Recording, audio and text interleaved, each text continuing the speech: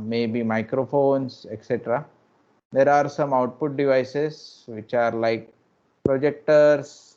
अभी आप जिस screen पे देख रहे हो screen, then speakers, and then there are, I think there are many output devices. Simple LED can also be a output device. There is a memory to store whatever computation the processor has done or whatever data the input device has given or whatever data that is displayed on the output device. And then there is a component of IoT. So ये हो गई embedded system and ये हो गया IoT, which connects this data from external world to the current embedded system, and this is a bidirectional data transfer. So how a system programming is done, we will talk about that soon. Now different IoT programming languages. अब यहाँ पे ध्यान से देखना, device level C programming is most popular.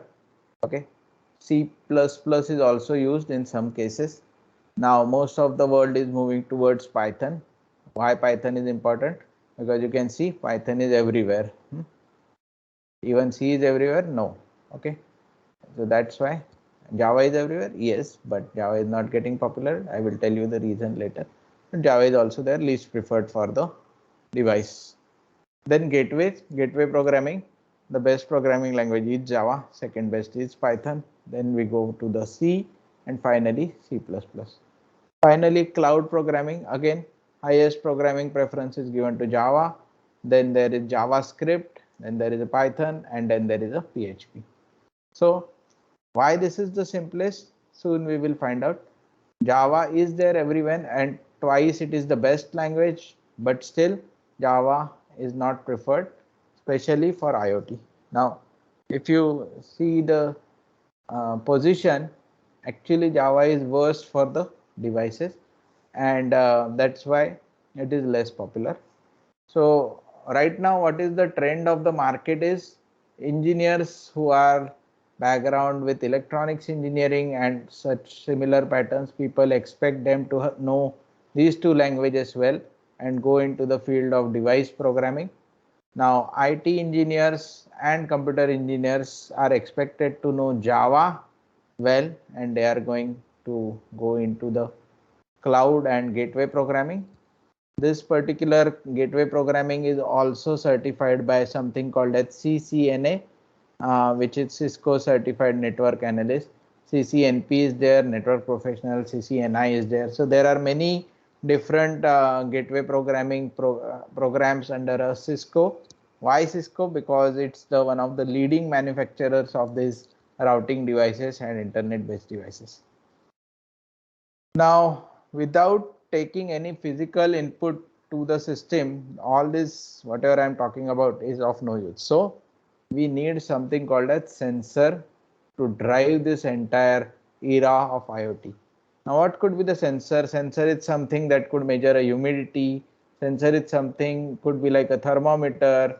It could be an accelerometer. Now this is a different device. We don't heard this daily, but that is something which can move, measure a moment in X, Y, and Z direction. Then it could be an infrared sensor. आप कभी mall में गए हो तो दरवाजा अपने आप खुलते हुए देखा होगा. So the reason behind is 99 times it's an infrared sensor. Then you have ultrasonic sensor. Symbol तो fingerprint का दिखा है, पर we have a ultrasonic sensor. Then we have a touch sensor. We have a color sensor, and the most important, we have a fire or smoke sensor.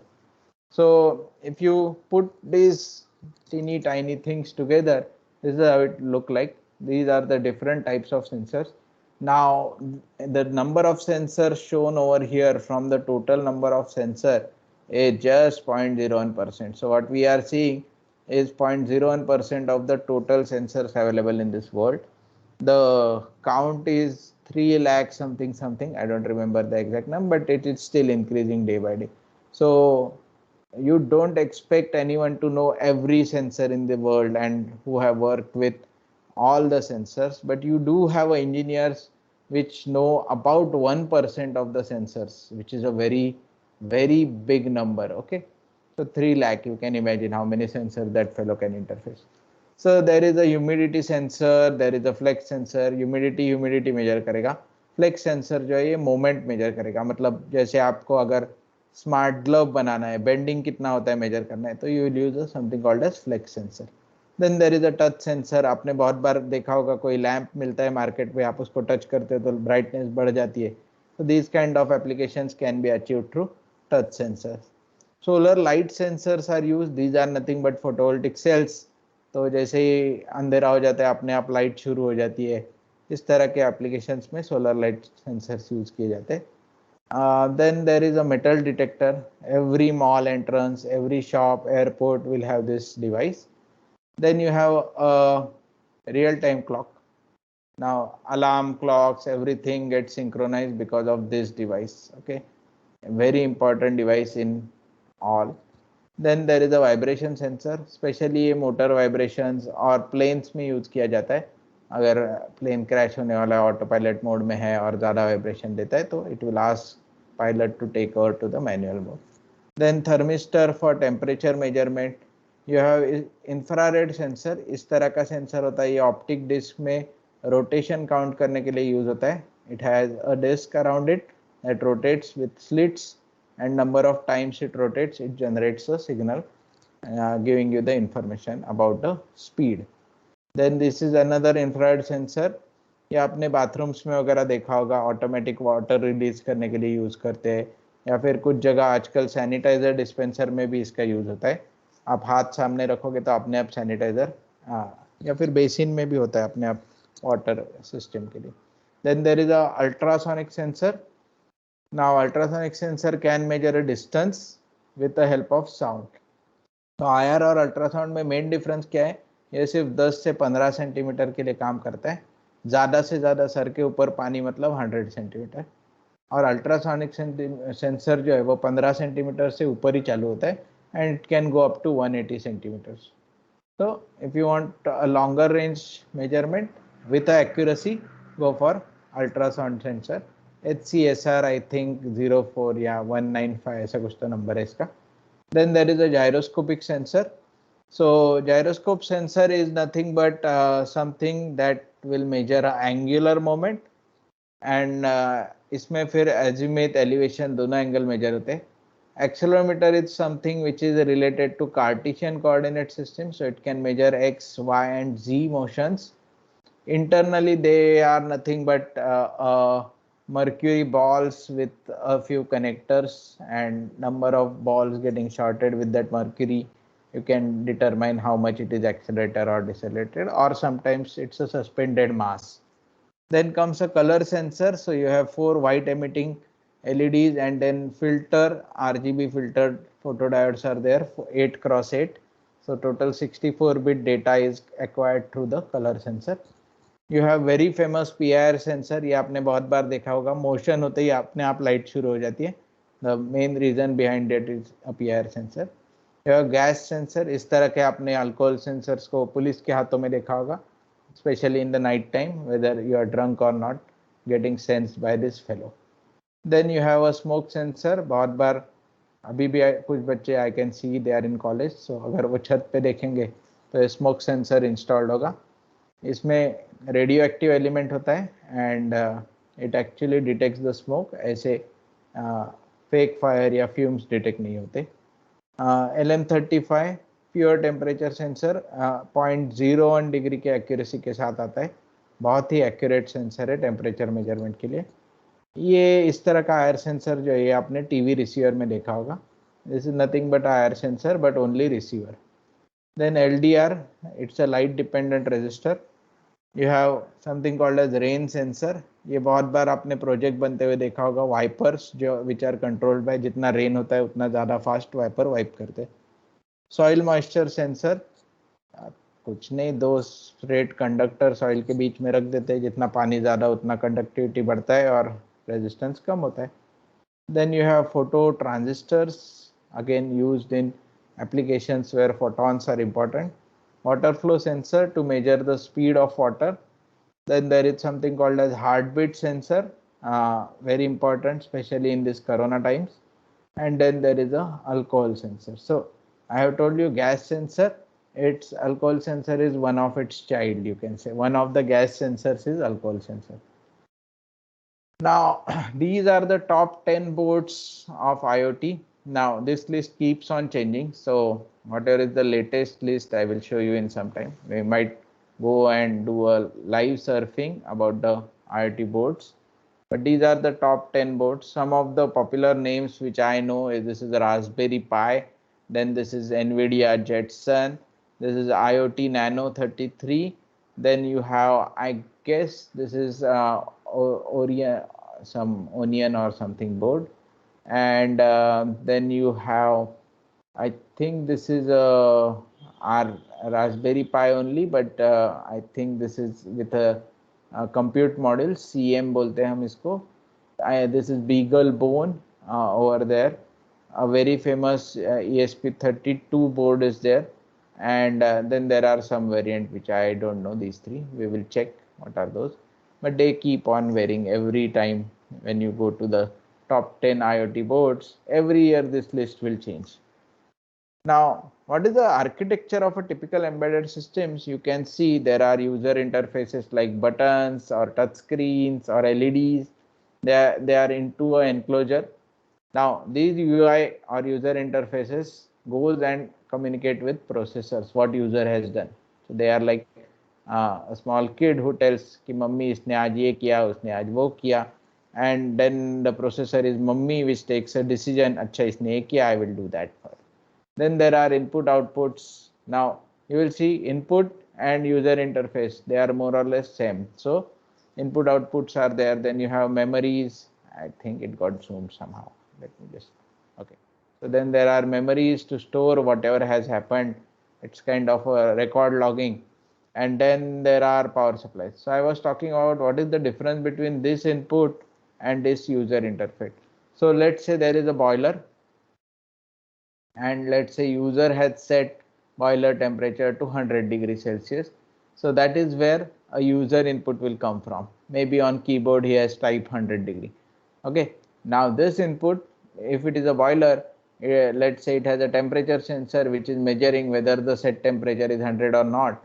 Then this sensor is sending a data to the input to the processor. So that is not a user interface, but that is a input. So that is the difference between UI, that is user interface, and input to the system. So you can say UI is kind of an input to the system, a specific type which is coming from a touch screen or maybe from a button, etc. And user interface also include output devices such as displays. So this output could be a relay to turn off the heater. That is not something which you say it's a user interface. But you can say this red light is on, temperature has crossed the desired temperature, there is a warning written on the screen, then you call it as a user interface. So that's why input and outputs are shown separate than your user interface. And then you have different connectors, and then you might have something which transmit it over Wi-Fi to make it a IoT. So this is a typical architecture of an embedded system. Now let us understand how a data movement happens in an IoT. So you have so many nodes. Right now we are deploying one node sensors जो farm की monitoring करता है. I think there is 51 acres farm और हमने लगभग 300 node deploy किए हैं. कुछ नहीं, वो नोड में बस एक PIR सेंसर है, तो जब फार्मर सोने जाता है उसके फार्म में अगर कोई एनिमल घुस आया या फिर कोई बंदर आया या आई डोंट नो सम इंसान आल्सो जो फार्म को डैमेज करते हैं in the night time, so these IoT connectors वो एक दूसरे से कम्युनिकेट करते हुए वो सारा डेटा गेटवे के थ्रू, इंटरनेट के थ्रू, सर्वर के थ्रू यूजर तक ले आते हैं. ओके, तो ये चीज़ें याद रखो. Gateway which connects the, okay, gateway is something that connects the different IoT network through a internet. Then server is something which stores everything and give it to the user. Now typical types of embedded system. So let me go into the details of different types of embedded systems. That there are two basic classifiers. These are embedded system based on performance, functional requirements, and then there are embedded systems based on the type of the microcontroller. So there could be a small scale embedded system, medium scale, and sophisticated embedded systems. Whereas based on the performance, you generally call it as RTOS, real time operating system. Then you something called as standalone. Okay, then there is something called as networked, and finally a mobile embedded system. So let us see one of these and in action, and how to interface a sensor with a microcontroller, and what is microcontroller and single board computer in the next part of the lecture. But right now just imagine that there are multiple types of embedded systems, or हम जिसको embedded system बोलते, they could be of any of these types. So you can have real time small scale system, you can have network sophisticated system, you can have mobile medium scale system. So it will be a combination of these two.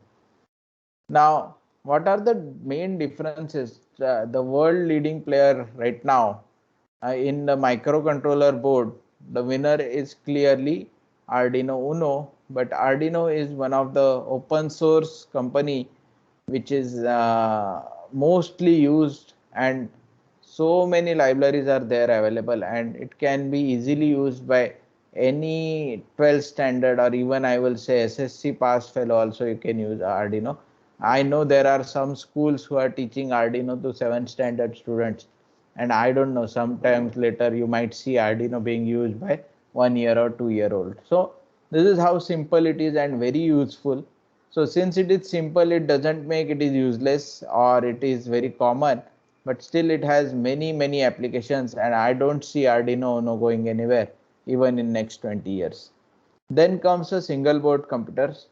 Right now the world leader is Raspberry Pi, but soon Jetson will take over. I will tell you the reason. So currently the winner is Raspberry Pi. This is a single board computer, so it is not a microcontroller. It has a proper microprocessor, RAM, ROM, etc.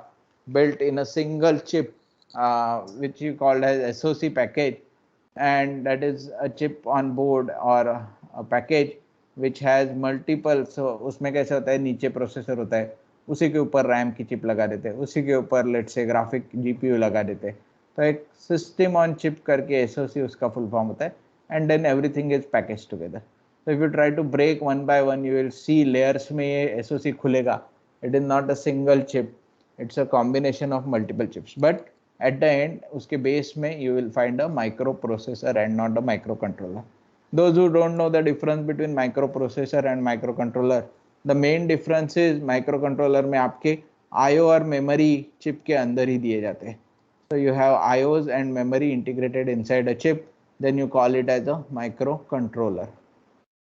And then you something as microprocessor, जिसमें आपको processor तो लगता ही है, उसके साथ input output device अलग से लगाने पड़ते हैं, मेमोरी उसको अलग से इंटरफेस करना पड़ता है.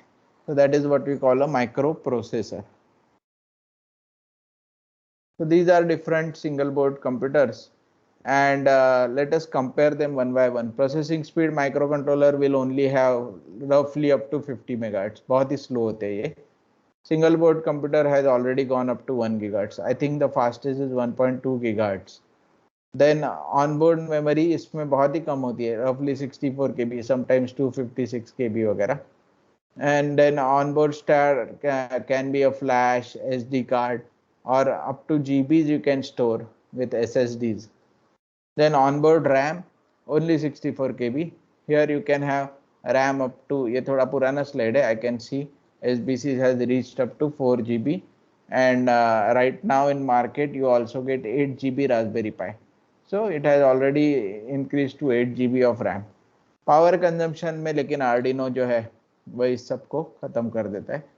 It just requires 12 milliamperes. So you can imagine a board connected to a battery of just 2200 mAh battery can run up to 183 hours. Okay. Means you can imagine बहुत सारे दिनों तक वो चलेगा. Whereas your Raspberry Pi based board, which consumes roughly 500 milliampere plus, will only last for 4 to 5 hours. So it is not possible to replace the microcontroller or Arduino like board by everything by Raspberry Pi. So don't even think of it. Once you can build something with Arduino Uno, which costs roughly 200 rupees in the market, why to use Raspberry Pi? ठीक है, there is something called as Raspberry Pi Pico, which is 400 rupees, but that is belonging to this category. And the cheapest Raspberry Pi in the market is called Raspberry Pi W, which is roughly 1000 rupees. I think 1200 rupees. So जो चीज 200 में हो सकती है वो 1200 से क्यों करो? Or that too, you have to realize this point. Okay. Then reboot time less than 1 second. Again, now the microcontrollers are taking the lead. So this is, it will take multiple seconds. 8 GB वाला Raspberry Pi आज ही मैंने boot किया था. It was taking around 7 to 8 seconds.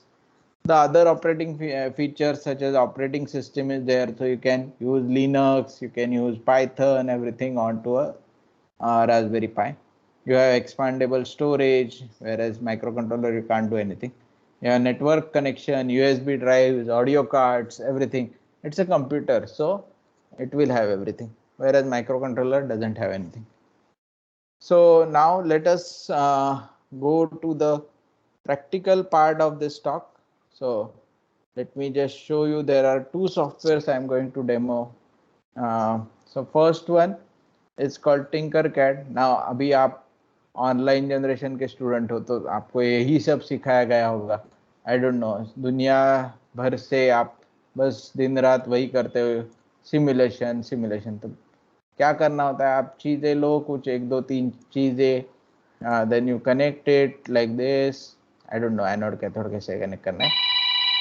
I think this is cathode, and then you connect this and then you run the simulation and you should see the LED glowing. ये इतना simple चीज होता है when you do it on a computer. Practically करने जाओगे तो it will take lot of time and it will not work, it will burn, it will have rusting issues, it will have oxidation of the components, your battery might be draining down, your wires may not be long enough. There are so many things which you have to learn practically, and you will not become a good engineer if you keep on learning on the simulators. They are really helpful, but they are not replacement. They are there to help the practical simulation, but not or practical things, but not to replace them. Okay, so if you are happy with your simulator, don't be. Go to the college, do all this stuff by your hand. So let us understand a simple interfacing of a sensor. I don't know whether you already know it, but I will tell you कि आपने बहुत सारे programming language देखे. So today we are going to explore something which is very simple programming language called block coding, and that is the next future of entire coding. So it is a super higher level language, what we can say. Higher level language we already know, C, Java, Python, etc. But block coding is at the highest level. So there you just have a logical blocks like Lego, and you have to connect them, and wrong blocks do not interconnect. It's very easy to code anything. Let me put some, I think some sensor I will put, a potentiometer. Okay, I will connect one end of this potentiometer to plus 5 volt, and I will connect the other end of this potentiometer to ground, and then finally I will connect the wiper of a potentiometer. Those who don't know what is potentiometer, it's a kind of variable resistor. So when I rotate this knob, its resistance is gonna vary. Now if you come to the coding part of this, you will see all this stuff. Okay, currently this is what we call a block coding. You have different blocks. Currently the block coding says set the built-in LED to high, wait for 1 second, set the built-in LED to low, wait for 1 second. That's it. That's simple code. ये potentiometer connect हुआ है, कुछ हुआ है physically hardware में, इसको कोई पता नहीं. So if I run this code, microcontroller will keep on blinking the LED for 1 second on, 1 second off, that to a built-in LED जो यहाँ पे होगा, ये L. So let us run and see what happens. So you can see the LED is blinking over here, but that is not what we want. Okay, so I will just stop simulation. Let's say I want to see this potentiometer in action. Now there are 2-3 ways of achieving this. Okay, first you can go to the input module. You can see read from and serial or serially print, or you can read analog read A0. I don't know where I have connected. Yeah, I have connected to A0. Okay, read the digital pin A0 or read the analog pin A0. These are the two things which you can do. Now since it's a analog voltage, I have to see read analog pin A0. So I just remove this. Sorry, I disconnected the wire. So let me just reconnect. Okay, let's go back to the coding. So first thing is I don't need all this. Use this dustbin to throw the earlier code. Okay. So now I just need analog read A0, and let's say I want to output it somewhere. So I don't know where I will output. Maybe set a built-in LED to something. So once the value crosses something, I will turn on this LED. Okay, and then there should be a control. So I will repeat it some 100 times, or you can wait for some time. Then there are math blocks. You can add, subtract, whatever values are there. Then there are variables which you can create. There are notations, and then there are simple blocks, but they are very easy to control. Okay, so let me see what I can do is I can just print the value of this potentiometer on a serial port. I will just put this like this. Let me just expand on this side.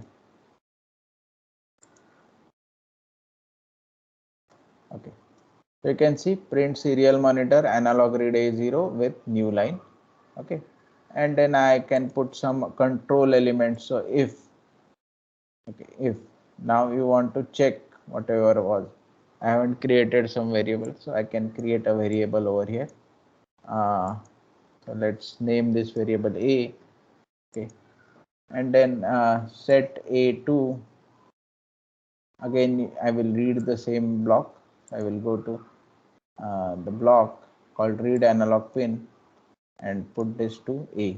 Okay, so now if A, and mathematically I can choose an operation that should happen. I can choose some two numbers over here. Okay, and I would say if the analog read pin A0 is greater than 100, okay, then I will set the LED pin high. Okay, I will need another A0, something like this, and it's done. So if you try to connect the wrong blocks, they will not fit. Okay, so if I try to put a wrong block over there, it is just floating, it is not fitting to the programming. Okay, now this is for the new coders, but those who have already learned coding and they know C programming, they can just right click and go to the block plus text or directly text.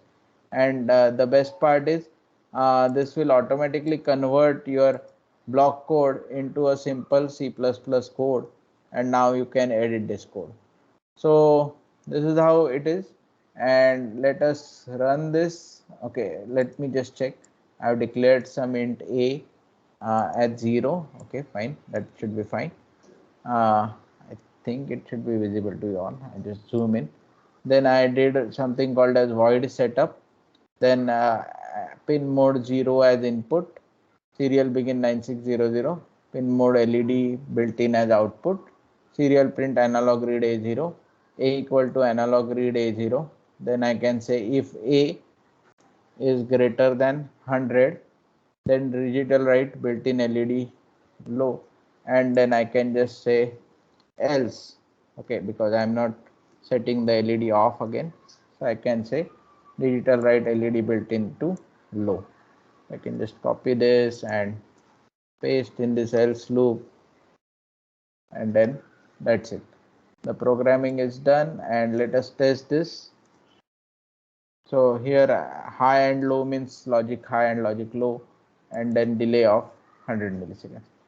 I know for some of you it might be very tough to understand what I have done, but there is fun watching it, what is happening. So just run the simulation and see what is happening. Okay, nothing is happening. So let me just check what is the potentiometer value. So if I increase, nothing is happening. You can check a serial monitor over here, and that should show you the value.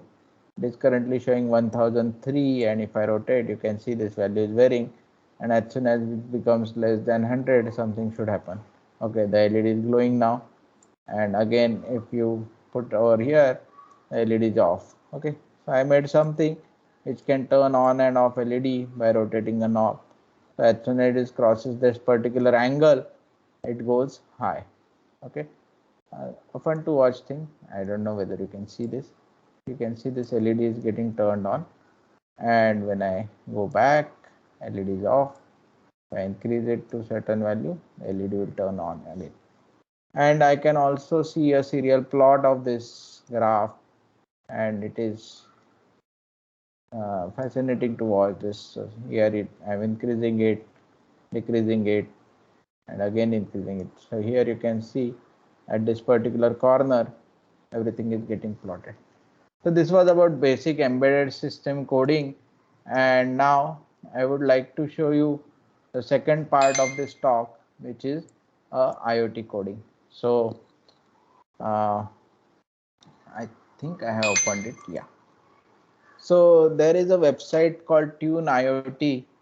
I don't know whether you have already used it. It is very similar to earlier block coding what we saw, but now this particular let's say website has more blocks towards IoT, which are not typically available in your earlier programming language.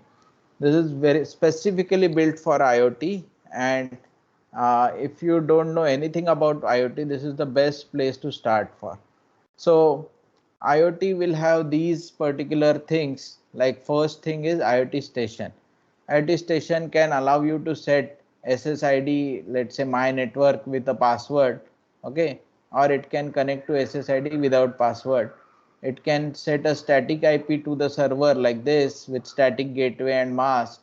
It can find your local IP, or it can find your gateway IP. It can find a mask. It can find a host name. It can set a host name. It can disconnect. It can connect the station, reconnect. It can check whether the connect is successful. It can check whether client is available, and it can show the MAC address. So these are the operations. Now those who are totally unfamiliar with the technological terms of the networking, उनको कुछ घंटा समझ में नहीं आ रहा होगा कि IP क्या है, गेटवे क्या है, मास्क क्या है. बट जस्ट रिमेंबर, आप IoT चिल्लाओगे तो you have to learn something about networking. At the back end of IoT, the networking is the key point. So this is about IoT station. Okay, then there is something called as IoT access point. So station, access point, what is the difference, how they are different from server? Let us try and understand. So access point will give you a soft access point with some network. So this is definitely where you are starting something. So here you have to start a Wi-Fi soft IP with SSID and password with such a gateway where people will come and connect to you. So access point you can imagine as something where the data is already stored and people are coming and accessing that data. So access point is something where people will connect and take the data. It will have its own IP and it has its connected station number. So it will know how many people have connected to this access point. Whereas station is where you set up an entire network. Now this station can take a data, can request a data, or it can send a data. So station is like a bigger point where data can come and go, whereas access points are typically where people try to access a data. So typically access points are where the hard disks are connected, and then they are connected to that particular access point. Or sometimes the access point is also referred as when you have an outer internet connected to that particular point, and people within your home are trying to access through that internet. So that is where a access point is. So most of your houses will have access point.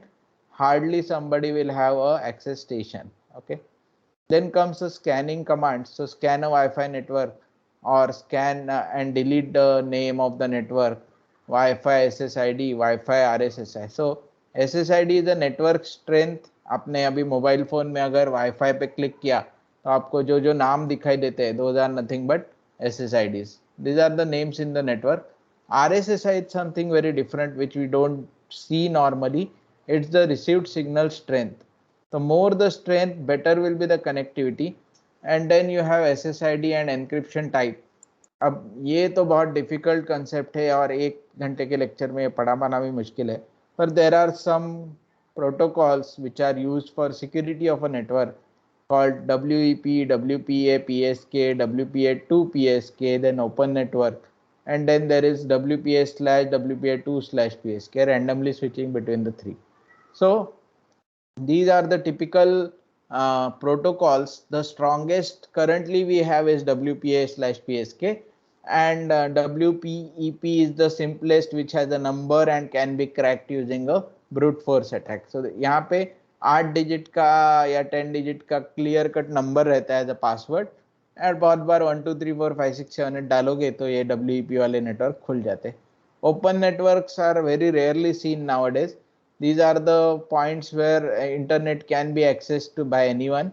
These kind of open networks were available at airports earlier, but now even they have a specialized system where they take your mobile number and then sends you a password through that. Then coming to the server, server is someone whom a client can connect and ask for some data. So server is like a master where clients will connect. So server will starting port at 80, server will give you client IP, server will read requests from clients, server will answer in terms of something, server will wait for connection, server can say client stop, or server can flush the client. Now IoT client can request the some IP, which is your server, with some request. It can request with answers, so whatever you request also give the answer to the previous, and client can connect to the website with some DNS, domain name, and at a port. Then comes web service. So this is a very important and useful protocol. So typically MQTT and IFTTT, if then this that all these are if loops, nothing.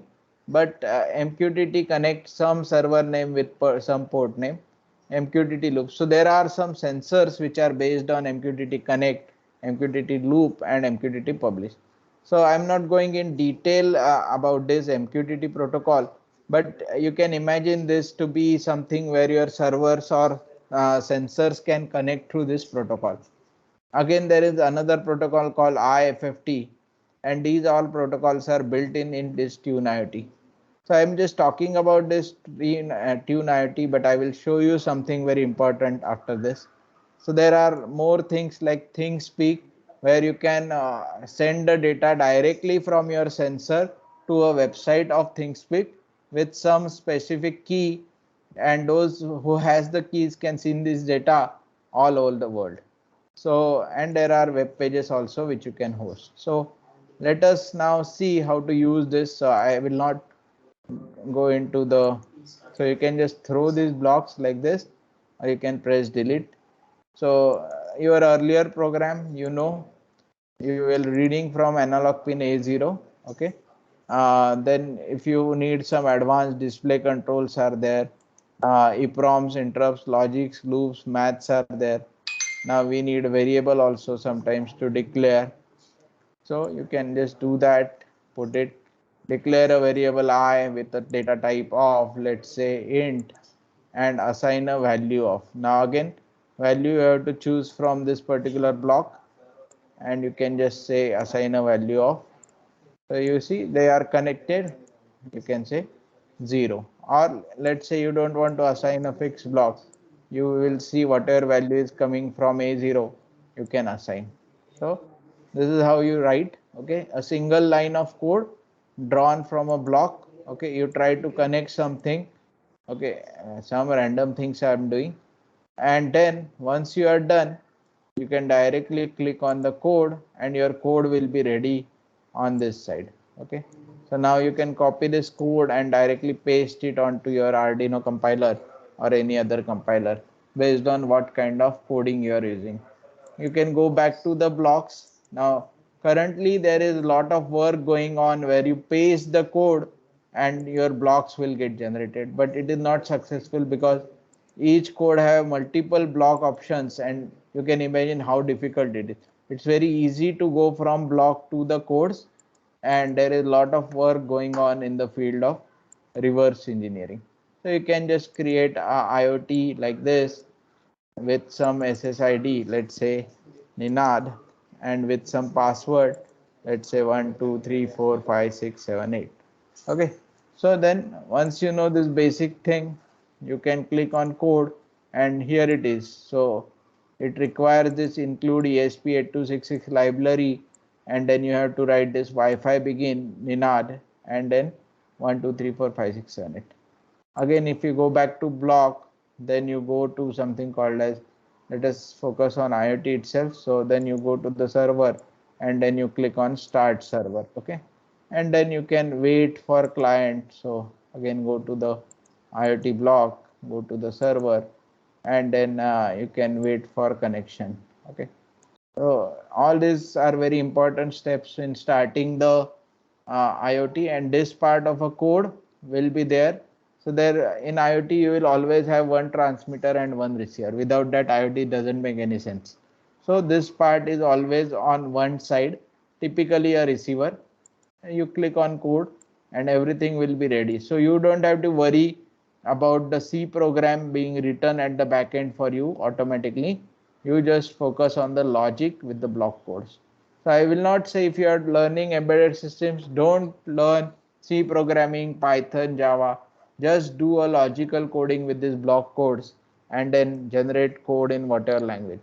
So these block codes are available for C, Python, C++, Java, everything. And then there are some websites which converts your C code to Python and so on and so forth, which are not 100% perfect, but at least 90-95% are, they are good. So with that, I will stop, and if you have any doubts, I will be happy to answer them. Thank you.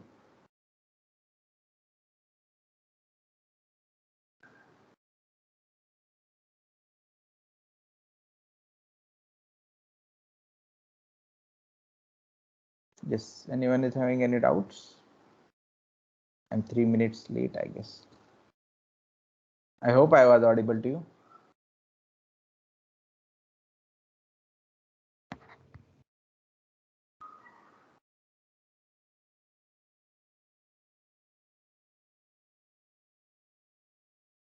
Okay, if there are no doubts, can we end the lecture now? Yes, sir. Thank you, sir. Your lecture was really very great and interesting and informative for us. And thank you, everyone, for joining in today. Thank you, sir. And Okay. also, one more announcement. Tomorrow, project workshop will not be there due to seniors, project mentors ka exams. It will be conducted next week. Thank you, everyone. Thank you, sir. Okay, bye.